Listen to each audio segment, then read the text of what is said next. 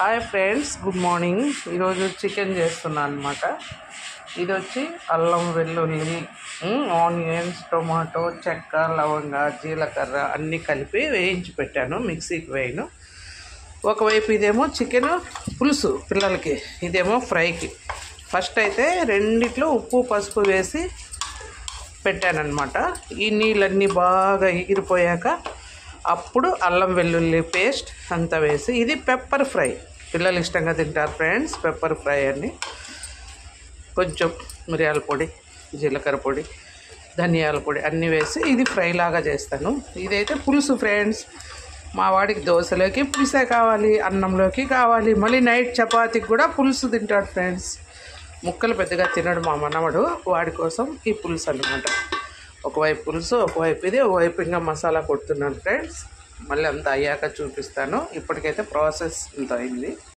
ఇప్పుడు ఇది కొంచెం కారం, అల్లం వెల్లుల్లి కొబ్బరి వేసి కొట్టుకున్న పేస్టు, కొత్తిమీర, కరివేపాకు అంతా వేసేస్తాం ఫ్రెండ్స్. ఇదంతా బాగా ముక్కకు పట్టాక అప్పుడు ఇందులో కొంచెం నీళ్ళు వేసుకోవాలి, ముక్క మునిగేంత వరకు. పిల్లలు ఎక్కువే తింటారు కాబట్టి కొంచెం పులుసు ఫ్రెండ్స్.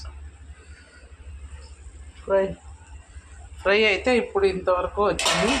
కొంచెం నీళ్ళు దమ్మా. ఇంకా ఇందులో అయితే పెప్పర్ పౌడరు, అల్లం పేస్ట్ వేసేస్తాం. ఇంకా పెప్పర్ పౌడర్, కొంచెం కారం, ధనియాల పొడి వేస్తే ఫ్రై రెడీ అయిపోతుంది. చూద్దామా ఫ్రెండ్స్. ఫ్రై కూడా దాదాపు దగ్గర పడిపోయింది ఫ్రెండ్స్.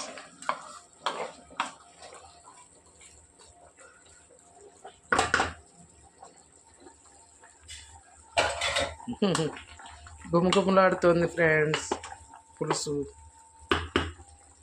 ఈ స్టేజ్లో మనము ఉప్పు కారాలు ఏమన్నా తక్కువ ఎక్కువలు ఉంటే చూసి అడ్జస్ట్ చేసుకోవడమే. ఇంకా సేపు ఉన్నాక ఇందులో ధనియాల పొడి, పెప్పర్ పౌడర్ అండ్ కారం. సరే ఫ్రెండ్స్, ఎలా వచ్చిందో ఫ్రై. సూపర్ కదా. ఆయిల్ అంతా బయటకు వచ్చేసింది. ఇంక ఇప్పుడు కొత్తిమీర చల్లేసాం. కొంచెం విజ్జి నిమ్మకాయ కోస్తువా ఇస్తురా.